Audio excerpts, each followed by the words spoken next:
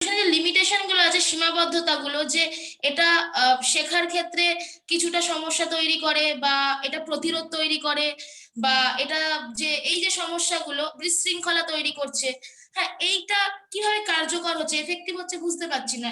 আচ্ছা ঠিক আছে, আমি ওইটাই। ডিসকাস করবো। আচ্ছা, আর বাকিরা কেউ যারা আছো এখন ক্লাসের ভিতরে, তারা আর কোনো রকম কেউ সমস্যা ফেস করতে পারছো, অসুবিধা? হ্যালো স্যার, ইভ্যালুয়েশনে লেখা আছে, লিমিটেশনসে লেখা আছে ডিমোটিভেটস ইন্ডিভিজুয়ালস, ঠিক আছে, but sometimes evaluation if the person knows what is his condition, so sometimes it also help him to learn. তো সেক্ষেত্রে তো স্যার এটা মোটিভেটও করে, তাই না?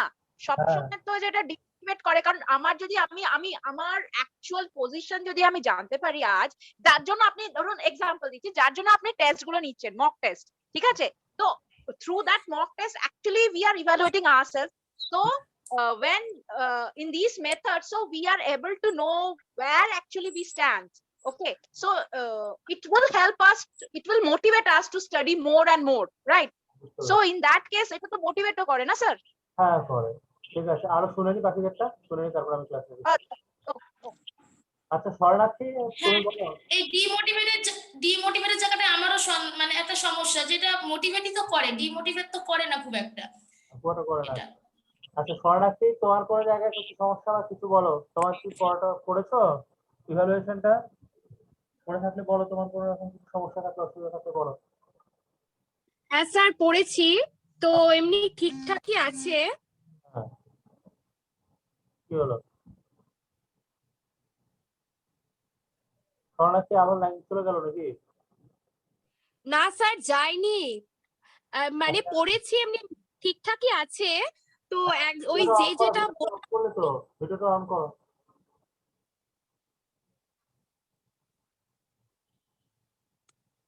শরণার্থী ভিডিওটা অন করো। হ্যাঁ বলো। বলছি মানে যেটা আর কি বললো যে ডিমোটিভেশনের ব্যাপারটা, ওখানে আমারও একটা কনফিউশন সৃষ্টি হয়েছে। আর কোথাও? তাছাড়া পড়েছি মোটামুটি ঠিকঠাকই আছে। ঠিকঠাকই আছে না, আমার ইভ্যালুয়েশন করতে বলছি না, তোমার পড়াশোনাটা, মানে তোমাকে যে নোটটা দিয়েছি সেটা ঠিকমতো বুঝতে পেরেছো কিনা সেটা বলো। আমার নোট ঠিকঠাক আছে কিনা সেই ইভ্যালুয়েশন। স্যার পড়তে পেরেছি। আচ্ছা, সবটা বুঝতে পেরেছো তো? না স্যার পড়ে ঠিকঠাক আছে, পেরেছি আমি। হ্যাঁ ঠিক আছে। হ্যাঁ সুপর্ণা বলো। স্যার রেকটিফিকেশন ইজ লেট মানে এইটা বুঝলাম না। হ্যাঁ রেকটিফিকেশন ইজ লেট যেটা লিমিটেশনস এ রয়েছে, হ্যাঁ রেক্টিফিকেশন সেটা বুঝলাম না। আচ্ছা বেশ। আচ্ছা পরিমলদা, আপনি এবার বলুন আপনার কোথায় কি অসুবিধা বা সমস্যা কিছু হলো কিনা, পড়েছেন এবার? না এমনি কোনো অসুবিধা নেই। হ্যাঁ কোনো অসুবিধা নেই তাহলে আপনার? না। पर से आप बोलिए आपका किसी भी अगर मुश्किल हो या प्रॉब्लम हुआ है, ऐसा कुछ हो, ये टोटल जो मैंने कल नोट दिया है वैल्यूएशन के ऊपर, उसके ऊपर बोलिए सभी कुछ ठीक है या नहीं है। पर से अगर आप मुझे सुन सकते हो तो बोलिए थोड़ा।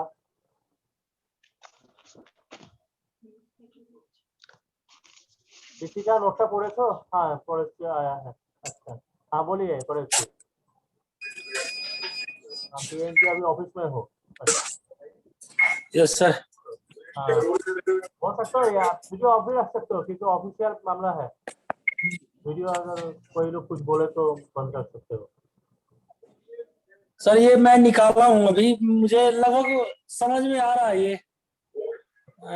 इसमें मेनली क्वांटिटेटिव क्वालिटेटिव रिसर्च है, ये सब। ये लॉ।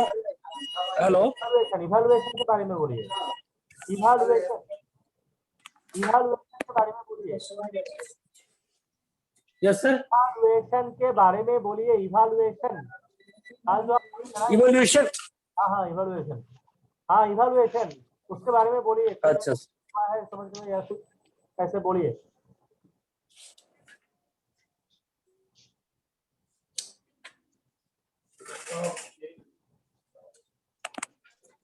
एक मिनट सर, थोड़ा सा 1 मिनट टाइम दीजिएगा मुझे, थोड़ा सा कंफर्टेबल होने। আচ্ছা বিথিকা তুমি এসেছো, শরীর কেমন আছে? না বিচিটা তো দেখলাম কোথায় গেল, বিচিটা নেই। पहले से थोड़ा जल्दी कीजिए। স্যার বিথিকা মেসেজ করেছে গ্রুপে কি ওর নেটওয়ার্ক ইস্যু হচ্ছে, জয়েন করতে পারছে না।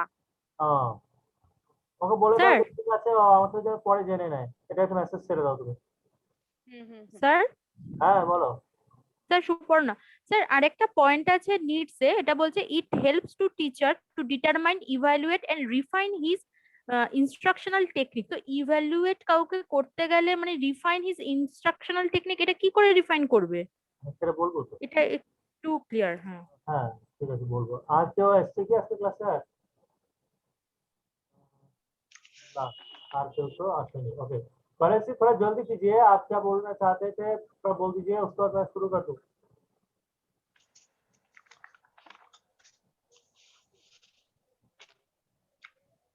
फॉरेस्ट भी नहीं है क्लास में, ठीक है तब शुरू करते हैं। चलो আসলে তোমার স্টুডেন্ট আসেনি না? না স্যার, আমি তো বললাম ওকে ওকে আসতে বললাম, কি জানি কি হয়েছে জানি না স্যার। ও, মানে বিকেলে 5:30 তেই দেখা হয়েছে, তখনই তো আমি বললাম যে আজকে 9:30 তে ক্লাস আছে। তো ও তো বললো হ্যাঁ আমি জয়েন করব, জানি না তারপর কি হয়েছে। ঠিক আছে শুরু করি তাহলে evaluation। अच्छा इवैल्यूएशन ये अच्छा इंग्लिश तो क्यों नहीं, हिंदी या बांग्ला बोलते হবে। हाँ हाँ परेश जी अभी आए हो, बोलो अभी क्या बोलना चाहते थे आप, बोलो थोड़ा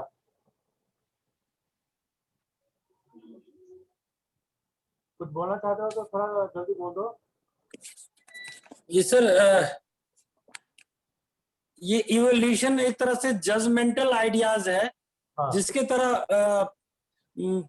सक्सेस सक्सेस मेजर किया जाता है स्टूडेंट्स का। ना मैंने ये नहीं पूछा, मैं पूछा कि अगर नोट में जो आप देखे हो उसमें कुछ अगर आपको प्रॉब्लम लगा हो जो आप समझ नहीं पाए हो ठीक से, वो अगर ऐसा कुछ हो तो आप मुझे बोलो। नहीं कॉमन सा है सर, समझ में आ रही है। अच्छा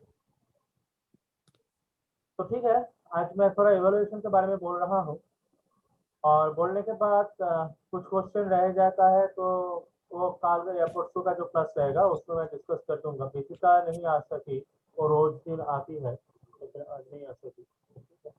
जो भी ठीक हो। है सर। हाँ तो आप अभी तो ऑफिस से निकल रहे हो, अगर सुन सकते हो तो थोड़ा सुनते हुए जाओ और मैं क्या बोलूँ, नहीं तो रिकॉर्डिंग देख लेना। तो आज का जो टॉपिक है वो है इवैल्यूएशन। इवैल्यूएशन का जो बेसिक वर्ड ओके है सर। हाँ तो बेसिक वर्ड है और काम अगर बोल सकते हो तो काम है वो है इवैल्यूएट। तो हम जब भी कुछ काम करते हैं, कोई भी प्लानिंग हो या कोई भी काम हो, जो भी कुछ हो, तो उसका एक इवैल्यूएशन होना चाहिए, क्योंकि nothing can be stop at a single point. कोई भी काम एक पॉइंट में जाकर खत्म नहीं हो जाता है, वो जो काम शुरू हुआ है वो काम चलता रहता है। हम लोग को लग सकता है कि काम अभी तो खत्म हो गया है, लेकिन एक कभी भी पॉसिबल नहीं है। जैसे कि दोपहर के खाना बना लिए और रात में कुछ खाने के लिए फिर से बनाना पड़ता है, तो ऐसा ही है कि एक ही काम आपको दोहराना पड़ता है। जिंदगी में काम एक बार नहीं हो सकता है। 3 काम तो जो काम वगैरह है, बांग्ला बोलो सारा बांग्ला तो बोल, जो काम है आपका बात, आपका टेस्ट और आपका मैरिज। शायद मैरिज भी एक से ज्यादा बार कभी कभी हो जाता है हम लोगों की सोसाइटी में, लेकिन 2 चीज कभी भी नहीं हो सकता है। जो 2 चीज है आपका बात और आपका टेस्ट, ये छोड़ के बाकी सभी काम एक से ज्यादा बार हो सकते हैं। तो बाकी जो भी लोग हैं थोड़ा म्यूट हो जाइएगा, क्योंकि मैं कुछ बोल रहा हूँ तो आप सुन नहीं पाओगे, म्यूट नहीं होगा। तो ये जो दोहराना पड़ रहा है हम लोगों को सभी काम को, तो इसके लिए हम लोगों को कुछ करना पड़ता है। পরিমাণটা একটু অফ করে নেবেন মিউট হয়ে যাবে। তো এই যে আমরা যখন কাজগুলো করি একমাত্র আমাদের জন্ম আর মৃত্যু ছাড়া প্রত্যেকটা কাজই একবারের বেশি আমাদের করতে হয়। একমাত্র বিয়েটা এমন একটা কাজ যেটা আমরা সাধারণত আগে ধরতাম যে একবার করলেই হয়, কিন্তু এখন সোসাইটি এমন অবস্থায় চলে গেছে, এত গ্লোবালাইজেশন, মডার্নাইজেশন এবং পারস্পরিক এত পরস্পরকে না বোঝার একটা জায়গা তৈরি হয়েছে, যেখানে কি বিয়েটাও একবারের বেশিবার করতে হচ্ছে। তো এই যে একবারের বেশিবার করতে হচ্ছে, এই করাটার জন্য আমাদের বেশ কিছু সমস্যা তৈরি হয়। এই সমস্যাগুলো থেকে বেরিয়ে আসার উপায় কিন্তু সেই অর্থে আমাদের কাছে কিছু নেই। তাহলে আমরা এর থেকে কি করে সমাধান পাবো? কি করে একটা কাজ যদি ভুল হয় তাহলে আরেকবার সেই জায়গায় আমরা সেই ভুলটা করবো না, এমন জায়গায় গিয়ে পৌঁছবো। तो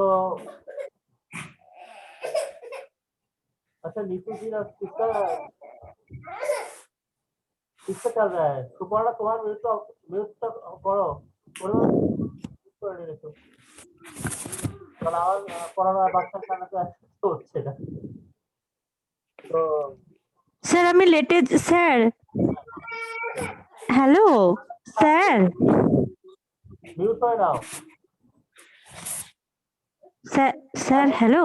হ্যাঁ, কার বাচ্চা কাটছে? একটা বাচ্চা কাটছে শব্দ আসছে, এক সেকেন্ড দাঁড়াও দেখি ये এখন अनम्यूट আছে। नीतू जी आप थोड़ा म्यूट कर लीजिएगा, नीतू जी म्यूट कर लीजिएगा थोड़ा, मेरा पढ़ाना और आपका जो बेबी है उसका रोना एक ही साथ चल रहा है। Okay okay sir, thank you, sorry sorry. हाँ विधिका बोलो, কিছু বলতে চাইলে। স্যার আমি অনেকক্ষণ ধরে মানে নেটওয়ার্ক প্রবলেমের জন্য জয়েন হতে পারছিলাম না, ট্রাই করছিলাম। স্যার মানে যেটা টপিকটা কি বোঝানো হচ্ছে একটু জাস্ট এক ওয়ার্ডে যদি বলে দেন। ইভালুয়েশন। আচ্ছা আচ্ছা, ওকে ওকে। হ্যাঁ, আর তোমার শরীর ভালো আছে আজকে? স্যার মোটামুটি আছি, আচ্ছা, ঠান্ডাটা ওয়েদার চেঞ্জ এফেক্ট করেছে। হ্যাঁ হ্যাঁ, আমার মাঝখানে তো হলো। তো ঠিক আছে, যাও আমি একটু পড়িয়ে নিই, তারপর তোমার সাথে আবার কথা বলছি। হ্যাঁ, ওকে ওকে ওকে। সেটা হচ্ছে যে আমাদের প্রত্যেকটা কাজই যখন আমরা করি তখন একবারের বেশিবার করার কারণে আমাদেরকে দেখতে হয় যে কাজগুলোতে কোথায় কি সমস্যা হচ্ছে। কারণ কাজগুলোতে যদি আমরা সমস্যাটা ঠিকমতো না বুঝি তাহলে একই কাজ যখন আমরা একবারের বেশিবার করতে যাব তখন কিন্তু আমাদের সেই সমস্যাগুলো থেকে যাবে, আমরা কাজটা কোনোবারই সুন্দর করে করতে পারবো না। तो इसी कारण से हम लोगों को जो करना पड़ता है उसी चीज को हम लोग बोलते हैं इवैल्यूएशन। तो इवैल्यूएशन करने का कुछ कारण बना अभी हम लोग तो देखें, जिसमें है कि एक ही चीज अगर हम लोगों को 1 से 2 बार 3 बार 4 बार तक करना पड़ता है तो हम लोगों को सोचना पड़ता है कि पहले बार में जो गलती हुआ था वो दोबारा में नहीं हो, या दोबारा में जो गलती हुआ था 3 बार जब कम कर रहे हैं तब ना हो। तो हम लोगों को करेक्शन का एक जरूरत पड़ता है। तो एक करेक्शन करने के लिए हम लोग जो इवैल्यूएशन है इसको हम लोग यूज करते हैं। तो इसमें हम लोग जो देख सकते हैं कि इवैल्यूएशन के बारे में हम लोग दो तरह से इवैल्यूएशन को देख सकते हैं। तो एक है सेल्फ इवैल्यूएशन, जिसमें हम लोग खुद को देखते हैं, और एक इवैल्यूएशन है जिसको हम लोग बोलते हैं इंडिपेंडेंट इवैल्यूएशन। तो इंडिपेंडेंट इवैल्यूएशन में जो भी चाहे वो हम लोगों को देख सकते हैं। तो हम लोग का जो टॉपिक है, इस टॉपिक में हम लोगों को इंडिपेंडेंट इवैल्यूएशन के बारे में ही सिर्फ पढ़ना है, क्योंकि सेल्फ इवैल्यूएशन का हम लोगों को टॉपिक पर कोई लिखा नहीं गया है, या टॉपिक जो सेल्फ इवैल्यूएशन का हो और सिलेबस में हम लोगों को नहीं है। वो थोड़ा बहुत आ जाता है कम्युनिकेशन के बारे में, जिसको हम लोग बोलते हैं इंट्रा कम्युनिकेशन जो होता है उसमें हम लोग देखते हैं इसके बारे में। तो আমরা इंट्रा कम्युनिकेशन যখন বলি তখন আমরা নিজেদের ব্যাপারটা দেখি, নিজেদের বিষয়ে আলোচনা করি, এবং এইভাবে এইটুকু পর্যন্তই আমাদের সিলেবাসে কিন্তু রয়েছে। আমাদের সেভাবে সেলফ ইভ্যালুয়েশনের জায়গাটা নেই, কারণ আমরা যখন যাচ্ছি আমরা প্রত্যেকেই যাচ্ছি গবেষক বা আমরা শিক্ষক হতে চাইছি সেই কারণে। তো এই কারণের জন্য আমাদের কাছে কিন্তু সেলফ ইভ্যালুয়েশনটা সেভাবে দেওয়া হয়। তো আমরা যখন সেলফ ইভ্যালুয়েশন করি আর যখন ইন্ডিপেন্ডেন্ট ইভ্যালুয়েশনটা করি এর কিছু বেসিক ডিফারেন্স রয়েছে। যে বেসিক ডিফারেন্স গুলো হচ্ছে যখন আমরা সেলফ ইভ্যালুয়েশন করি তখন সেখানে কিছু বায়াসনেস আসার সম্ভাবনা থাকে, কারণ আমরা প্রত্যেকে को पसंद करी। तो हम लोग जब सेल्फ इवैल्यूएशन करते हैं तो उसमें कुछ प्रॉब्लम आ सकता है। जैसे कि हम लोग अगर खुद के बारे में कुछ बोलना चाहे खुद को ही, तब हम लोग थोड़ा बायस हो सकते हैं। हम लोग अगर कुछ गलती भी कर लेते हैं तो हम लोग बोलते हैं कि नहीं, हम लोगों का ये गलती नहीं है, एक किसी कारण से हो चुका है और हम लोग उसमें फंस गए हैं, हम लोग का कुछ गलती नहीं है, हम लोग ऐसे कर देते हैं। तो सेल्फ इवैल्यूएशन का जो प्रोसेस है वो बायस हो सकता है, लेकिन जो इंडिपेंडेंट इवैल्यूएशन है उसमें बायसनेस का मामला थोड़ा कम है, क्योंकि जो इंडिपेंडेंट इवैल्यूएशन है उसको अगर हम लोग सिस्टमेटिक वे में देखते हैं तो वो सिस्टम ऐसा रहता है कि उसमें जाकर हम लोगों के बारे में कोई और प्रेडिक्शन करते हैं या कोई एनालिटिकल व्यू से हम लोग कुछ बोलते हैं कि हम लोगों को ये गलती है, ये गलती नहीं है। तो जो इंडिपेंडेंट इवैल्यूएशन है वो ही एकेडमिक में यूज किया जाता है। अभी हम लोगों को जो सोचना है कि हम लोग इवैल्यूएशन क्यों करें, আমরা ইভালুয়েশন কেন করব, এটা আমাদের তখন ভাবতে হয়। তো আমাদের এটা যেটা দরকার এটা হচ্ছে যে আমাদের যে কন্টিনিউয়াস, আমি বললাম যে কোনো কাজই আজ আমরা একবার করি না, একবারের বেশিবারই আমাদেরকে করার দরকার পড়ে। তো এখন প্রশ্ন হতে পারে যে তাহলে আমরা যে মাধ্যমিক পরীক্ষাটা দিই সেটা তো একবারে আমরা পরীক্ষা দিয়েছি, তাহলে যদি আমরা ফেল না করি তাহলে তার একবার দিই, তাহলে আমরা কেন এটা ভাববো। तो हम लोग जो अगर स्कूल फाइनल देते हैं तो हम लोग एक ही बार दिए हैं, अगर कुछ बैक ना आ गए हैं तो एक ही बार दिए थे, तो उसके बारे में तो हम लोग ये नहीं बोल सकते कि 1 से 2 बार या 3 बार भी हम लोग दिए हैं, नहीं बोल सकते ना। तो हम लोग इसके बारे में इवैल्यूएशन कैसे करें, तो हम लोगों को देखना पड़ता है कि हम लोग खैर जो भी हो हम लोग एक बार में निकल चुके हैं, लेकिन हम लोगों को जो निकलना है इसके बारे में हम लोगों को बहुत सारे प्रोसेस के बारे में और बहुत सारे लेसन्स के बारे में सोचना पड़ेगा। और जो 2 साल हो या 1 साल हो उसमें हम लोगों को वो सब करने के बाद थोड़ा बहुत टेस्ट देना पड़ा है, जिसको हम लोग टेस्ट एग्जाम बोलते हैं, और उसके बाद हम लोगों को स्कूल फाइनल या माध्यमिक जो हम लोग बोलते हैं वेस्ट बंगाल, वो हम लोगों को देना पड़ा है। तो हम लोग जो भी कुछ कर चुके हैं उस एग्जाम में, तो उससे पहले भी कुछ एवेल्युएशन हुआ था, तो हम लोग इससे निकल के 2 पॉइंट ले आ सकते हैं। जो पॉइंट बोलता है कि इवैल्यूएशन सिर्फ एंड टर्म नहीं होता है कि 1 साल खत्म हो गया बस इवैल्यूएशन हो जाएगा कब, ऐसा नहीं है। ये कॉन्करेंट इवैल्यूएशन भी हो सकता है। और कॉन्करेंट इवैल्यूएशन कैसा होता है कि हम लोग अगर 1 महीने में कुछ पढ़े हैं और उसके ऊपर हम लोग एग्जाम देने के लिए जा रहे हैं तो उसको हम लोग बोलते हैं कॉन्करेंट इवैल्यूएशन।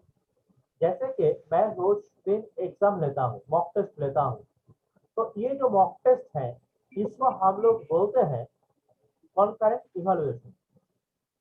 और ये जो कॉन्करेंट इवैल्यूएशन है, आज मैं 4 टाइप के बारे में ही बोलूंगा, बाकी टाइप जो है वो आज नहीं बोलूंगा।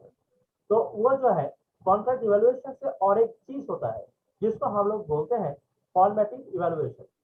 जैसे कि शिल्पा जब आई थी मेरे पास तब वो नेट के बारे में थोड़ा बहुत कुछ भी नहीं जानती थी, लेकिन आज जब वो रोज मॉक टेस्ट दे रही है, मेरे से क्लास ले रही है, तो उसका एक फॉर्मेशन बन चुका है।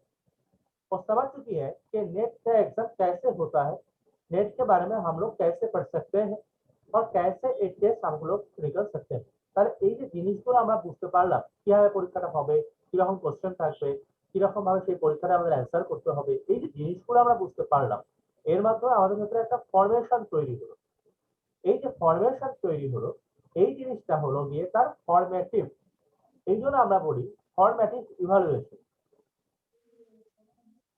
আর এই ফরমেটিভ ইভালুয়েশনের সাথে আরেকটা জিনিস আমাদের সামনে আছে, और एक चीज निकल के आता है जिसको हम लोग बोलते हैं डिरेक्शनल इवैल्यूएशन। স্যার ফরমেটিভ হলো ক্রমমূল্যায়ন, হ্যাঁ ফরমেটিভ হচ্ছে ক্রমমূল্যায়ন আর কি, না কনটেন্ট মানে ক্রমমূল্যায়ন। মূল্যায়ন, ফরম্যাটিভ হচ্ছে গাঠনিক মূল্যায়ন আর কনটেন্ট হচ্ছে ক্রমিক মূল্যায়ন। अच्छा এবারে হচ্ছে डायरेक्शनल इवैल्यूएशन, हम लोग एक चीज बोलते हैं। तो डायरेक्शनल इवैल्यूएशन का मामला ऐसा है कि हम लोग को जो इवैल्यूएशन किया जा रहा है उसके बारे में हम लोग जब सोचते हैं तो हम लोगों को ये सोच में आ जाता है कि हम लोग का इवैल्यूएशन क्यों हो रहा है। जैसे शाश्वती एक पेपर मेरे से लिख रही है, तो वो जब मेरे से वो पेपर के बारे में कुछ पूछती है तो वो सोचते ही आती है कि मैं इस पेपर के बारे में थोड़ा बहुत कुछ सेट से पूछूंगी या थोड़ा बहुत कुछ समझूंगी। तब उसका जो एक इवैल्यूएशन उसके होता है उसको हम लोग बोल सकते हैं directional, towards the paper writing.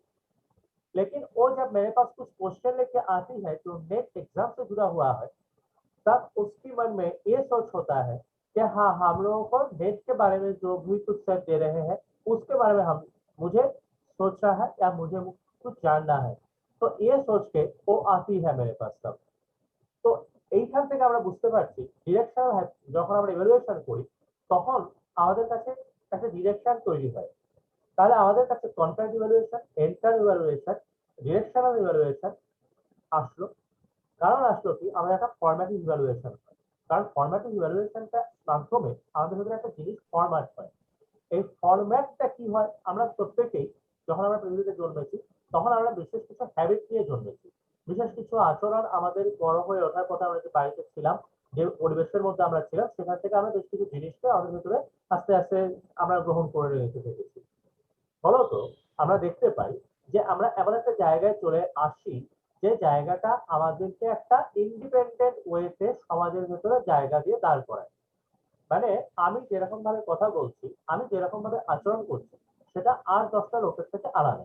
আবার আর 10টা লোকের ভেতরে যে নবম তার আচরণ আর বাকি যে মানে 10টার ভেতরে একজনকে নিয়ে আরেকজন অজন থাকলো তাদের থেকে আলাদা। তাহলে এই যে মানুষ আলাদা হচ্ছে, এই আলাদাটা একটা জায়গায় কিন্তু ইন্ডিপেন্ডেন্ট বা তাকে ইন্ডিভিজুয়াল ওয়েতে নিয়ে আসে। কিন্তু এই ইন্ডিভিজুয়াল ওয়েতে আসাটাই তার শেষ বক্তব্য বা শেষ জায়গাটা কিন্তু নয়।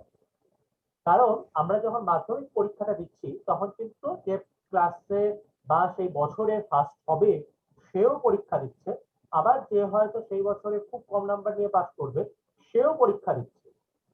তাহলে আমরা প্রত্যেকেই কিন্তু মাধ্যমিক পরীক্ষাটা দিচ্ছি। এবার আমাদের যে জায়গাটায় আমরা যাচ্ছি সেই জায়গায় গিয়ে আমরা আলাদা হয়ে যাচ্ছি। কারণটা কি? তখন আমাদের কারণ হলো আমাদের ডিরেকশনের জায়গাটা আলাদা হয়েছে। কারণ আমাদেরকে যারা ডিরেকশন দিয়েছেন তারা সেভাবে ডিরেকশনটা এক একজনের কাছে এক এক রকম ভাবে দিয়েছে, যার জন্য আমরা বাচ্চা হলে যেটা ভালো স্কুলে ভর্তি করেছি। हम लोग कुछ गुड जो हम लोग बोलते हैं स्कूल, गुड स्कूल, उसमें हम लोग डाल देते हैं बच्चे लोगों को। तो जो भी कोई स्कूल है उसमें डालने से ही तो हो जाता है काम। एक ही तो मामला है, सभी स्कूल से निकल आएंगे एक दिन 12 साल 13 साल पढ़ने के बाद निकल के आएंगे, यही तो काम है। तो हम लोग को गुड स्कूल में जाने का क्या जरूरत है? तो हम लोगों को एक गुड स्कूल जाने का दो जरूरत है। वो है कि डायरेक्शनल, एक हम लोगों को डायरेक्शन मिलता है कि कैसे हम लोगों को पढ़ना है और पढ़ने के बाद क्या करना है। अगर कुछ हम लोगों को मुश्किल है तो हम लोग कैसे मुश्किल से आ सकते हैं निकल के, ये सब कुछ हम लोग को सोचना पड़ता है। जैसे कि कोई प्राइवेट स्कूल जो बहुत बड़ा स्कूल हो वहाँ पे साइकोलॉजिस्ट से रिक्रूट किया जाता है बच्चे लोगों के लिए, कि उन लोगों का साइकोलॉजिकल अंडरस्टैंडिंग भी होना चाहिए। तो ये जो मामला है इसको हम लोग बोलते हैं डायरेक्शनल या डायरेक्शनल। तो ये जो डायरेक्शनल या डायरेक्शनल है इससे हम लोगों को जो फॉर्मेशन होता है उसको हम लोग बोलते हैं फॉर्मेटिव इवैल्यूएशन, क्योंकि उसके मामले भी एक इवैल्यूएशन हो सकता है। जैसे कि हम लोग कुछ बोलते हैं कि देखो वो लड़का एकदम बिगड़ चुका है या वो लड़की देखो एकदम खराब हो चुकी है, हम लोग ऐसे बोलते हैं। तो हम लोग क्यों बोल रहे हैं? वो ही है हम लोग का फॉर्मेशन कैसे बन चुका है या कैसे बन चुकी है। तो ये जो मामला है ये इसमें भी स्कूल का एक बड़ा रोल प्ले होता है। टीचर लोग हम लोगों को सिखाते हैं कैसे चलना ठीक है, कैसे बोलना ठीक है, कैसे करना ठीक है। तो ये सब जो भी कुछ होता है ये फॉर्मेटिव में आ जाता है। तो अभी मेरे पास कुछ प्रॉब्लम लेके मेरा जो स्टूडेंट लोग है ये बोले थे अभी, तो उसके बारे में मैं अभी जा रहा हूँ। তোমাদের যে সমস্ত প্রশ্নগুলি ছিল সেইগুলোর ব্যাপারে আমি এবার একটু আলোচনা করি। সেটা হচ্ছে हम लोग जब भी इवैल्यूएशन के बारे में सोचते हैं तो एक चीज निकल के आते हैं, हम लोग का इजी गोइंग कहीं पे जाके एक ब्रेक हो जाता है। क्यों, कैसे होता है ये? जैसे कि हम लोग जब स्कूल में या कॉलेज में पढ़ते हैं तब हम लोग का ये सोच में आता है कि हम लोग ये टेस्ट को निकल जाना है। तो हम लोग देख सकते हैं कि +1 से लेकर क्लास 5 या 6 तक कोई पास फेल जो सिस्टम था वो पूरा उठा दिए हैं गवर्नमेंट। क्यों उठा दिए हैं? क्योंकि इसके बारे में एक स्ट्रेस बन जाता है बच्चे लोगों के अंदर में। जैसे कि हम लोग जब इवैल्यूएशन एक एज में आके करते हैं हम लोगों के बारे में तब हम लोगों का सोच एक होता है, लेकिन इवैल्यूएशन तो शुरू हो रहा है एकदम स्कूल के लाइफ से। तब का सोच और अभी का सोच तो एक नहीं है। तो मैं जो बोला था कि ये स्ट्रेसफुल बन सकता है, कैसे? क्योंकि हम लोग अगर देखते हैं कि एक क्लास में एक फर्स्ट बन चुके हैं, एक कोई स्टूडेंट क्लास 3 में है और वो फर्स्ट बन चुके हैं, तो क्लास 3 का जो भी कोई स्टूडेंट है वो सभी स्टूडेंट उसके पीछे भागेगा, क्या भागेगी। लेकिन जो अच्छा रिजल्ट नहीं कर सकी या सका, उसके पास कोई नहीं जाएगा। যে প্রথম হবে তার পেছনে দেখবে ক্লাসের সব ছেলেরা কি করেছে সেটু বল না, কি করেছিস দেখা না, এই কর না সেই কর না, ইভেন গার্জিয়ানরা গিয়ে পর্যন্ত তার গার্জিয়ানের সঙ্গে কথা বলছে। ফলত যারা ক্লাসের মধ্যে সেই রকম ভালো রেজাল্ট করতে পারছে না, এর উপরে কিন্তু একটা স্ট্রেস তৈরি হচ্ছে। এই স্ট্রেস থেকে বেরোনোর কিন্তু কোনো উপায় ওই ক্লাস 3 তে পড়া বা ক্লাস 1 এ পড়া, ক্লাস 4 এ পড়া বাচ্চাটার কিন্তু জানা নেই। সেই যে স্ট্রেসটার ভেতরে পড়ছে, এর থেকে কি করে বেরোতে হয় তার কোনো উপায় তার কাছে নেই। অথচ তাকে আমরা কিন্তু স্ট্রেস দিচ্ছি। যার জন্য ইভালুয়েশন কিন্তু সবসময় আমাদেরকে কমফোর্ট জোনের দিকে নিয়ে যায় না, তা আমাদের কিছু সময় সমস্যার জোনের দিকেও নিয়ে যায়। যেমন তোমাদেরও দেখো যে আমি যখন তোমাদেরকে মক টেস্টটা দিচ্ছি, তখন কিন্তু তোমরা কালকে আমার কাছে যেরকম ফরেস্ট্রি কালকে বলেছিল যে प्रॉब्लमेटिक आए हैं, तो प्रॉब्लमेटिक आए हैं ये जो बात वो बोले थे, ये बात क्यों बोले थे? क्योंकि उनके मन में एक स्ट्रेस बन गया था, क्या नहीं शायद जो क्वेश्चन दिए हैं बाकी दिन तो मैं कर सकता हूँ लेकिन आज नहीं हुआ। तो ये भी एक स्ट्रेस है, और अगर स्ट्रेस चलता रहे तो उसका जो कॉन्फिडेंस लेवल है वो घटता रहेगा, क्योंकि उनके मन में ये सोच तैयार हो जाएगा कि मेरे से नहीं होगा, ये टेस्ट मेरे से नहीं होगा, ऐसे एक सोच आ जाएगा।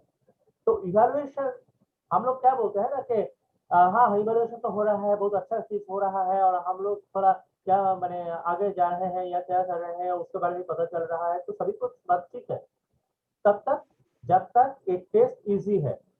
अगर मैं कुछ ऐसा क्वेश्चन दे देता हूँ कि एक भी क्वेश्चन नहीं कर पाए, যেমন কি কালকে শরণার্থী আমাকে বলেছিল, কালকে বা পরশু কালকেই বলে যে আমি একটা কোশ্চেনও স্যার পারিনি। এই যে একটা কোশ্চেনও পারিনি, এটা কিন্তু ওর মনে একটা স্ট্রেস তৈরি করে দিচ্ছে। আমরা ইভালুয়েশন হলে নিজেদের অবস্থাটা বুঝতে পেরেছি এবং আমরা সব বুঝতে পেরে আমরা খুব মানে কনফিডেন্স পেয়ে গেছি, এমনটা কিন্তু ঘটলো না। ও কিন্তু স্ট্রেসে পড়ে গেল যে স্যার আমার কাছে 5টা কোশ্চেন দিয়েছিল, যে 5টা কোশ্চেনের একটাও আমি পারলাম না। তাহলে এই জায়গায় কি আমরা বলতে পারবো যে না ইভালুয়েশন হলে আমাদের সমস্ত কিছু ভালো হয়? এই জায়গায় আমরা কিন্তু বলতে পারবো না। কিন্তু আমাদের ইভালুয়েশনটা যদি এইরকম চলে যে আমরা কনকারেন্ট ওয়েতে চলছি, তখন কিন্তু আমাদের এই জিনিসটা অনেকটা इजी হয়। कॉन्करेंट में हम लोगों का ये चीज थोड़ा इजी हो जाता है, क्योंकि जैसे कि आप लोग देख सकते हो कि आज 5 क्वेश्चन में एक भी क्वेश्चन आप नहीं कर पाए, लेकिन कल का जो टेस्ट मैं रखा उसके बारे में आप जब टेस्ट देने के लिए गए तब 5 में से 3 क्वेश्चन या 2 क्वेश्चन आप कर सके, तो आपके मन में ये सोच तैयार होगा कि नहीं परसों दिन जो था उसमें तो मैंने एक भी क्वेश्चन को राइट नहीं कर पाया, लेकिन आज या कल को जो टेस्ट था उसमें तो मैंने 2-3 से लगा लिया, तो मेरा तो थोड़ा इम्प्रूवमेंट हो रहा है। खैर ये इम्प्रूवमेंट नहीं भी हो सकता है, क्योंकि कल का जो क्वेश्चन था वो आज का क्वेश्चन नहीं है, लेकिन मन में ये सोच तैयार हो सकता है। तो इसीलिए हम लोग जो करते हैं वो मामला है कि हम लोग कंटेंट इवैल्यूएशन में जाते हैं, और जो लोग शायद कोई कोर्स करते हो आप लोग अभी, तो देखो कि वहाँ पे कंटेंट इवैल्यूएशन का एक मामला चलता है। तो बीएड का एक कोर्स अगर पकड़ लो कि वहाँ पे कोई सर या मैडम कुछ पढ़ा रहे हैं, और थोड़े दिन बाद जब वो चैप्टर खत्म हुआ या यूनिट खत्म हुआ उसके बाद एक टेस्ट भी लेते हैं। टेस्ट का जो मार्क्स है वो ना इंटरनल ना एक्सटर्नल में जोड़ा जा रहा है, लेकिन मार्क्स कुछ आ रहा है। तो हम लोग का कंटेंट इवैल्यूएशन बन रहा है कि एक महीना हो गया है मैं एक यूनिट पढ़ा हूँ या पढ़ी हूँ, उसके बाद मुझे ये अंदाजा हुआ है कि इसके बारे में मैं इतना तक बोल सकता हूँ या कर सकता हूँ। তো আমরা তখন কিন্তু কন্টেন্ট ইভ্যালুয়েশনের ভিতরে একটা কমফোর্টেবল জায়গার মধ্যে দিয়ে তখন যেতে পারছি। কিন্তু এই কমফোর্ট আরো সুন্দর হতে পারতো যদি ধরো আমাদের আজকে যেটা পড়ানো হলো সেটা যদি পড়ানোর পরে ধরো 45 মিনিটের ক্লাস, 35 মিনিট পড়ালাম, 10 মিনিট আমি শুনে নিলাম, আজকের ক্লাসের পড়াটা আজকেই তৈরি হয়ে গেল। এবং এই যে আজকের পড়াটা তৈরি হয়ে গেল, তখন যে স্টুডেন্টটা পারলো না আজকের পড়াটা, সে মনে করবে কি যে বাকিরা পেরেছে আমি আজকে পারিনি, তাহলে কালকে আমাকে পারতে হবে। তখন তার ভেতরে কিন্তু সেই খিদেটা তৈরি হবে, এবং সে যখন তার পরের দিন পারবে পড়াটা, তখন তার মানে অতি অবশ্যই একটা ভালো জিনিস তৈরি হবে যে না কালকে পড়া আমি পারি কিন্তু আজকে পড়াটা পেরেছি। তাহলে আমি কিন্তু পারি জিনিসটা। আর যদি 1 মাস পরে আমি নিই, এই 1 মাসটা কিন্তু আমার এন্ড টার্মের দিকে চলে যাচ্ছে। कारण कि আমি একটা यूनिट शेष করার পরে পরীক্ষাটা নিচ্ছি। एक यूनिट खत्म होने के बाद अगर हम लोग कोई टेस्ट देते हैं तो वो भी एक एंड टर्म टेस्ट जैसा ही बन गया। तो एंड टर्म इवैल्यूएशन जब होता है तो वो स्ट्रेसफुल रह जाता है। तो हम लोगों को सभी समय कंटेंट इवैल्यूएशन के साथ जाना है और कंटेंट इवैल्यूएशन अगर हो तब हम लोगों को जो आप लोगों ने बोले कि कॉन्फिडेंस बूस्ट अप होता है सर, ये तो कोई प्रॉब्लम नहीं क्रिएट होता है। तो हाँ होता है, जब एंड टर्म में एक ही साथ पूरा सिलेबस एग्जाम दे दो तब प्रॉब्लम हो जाता है।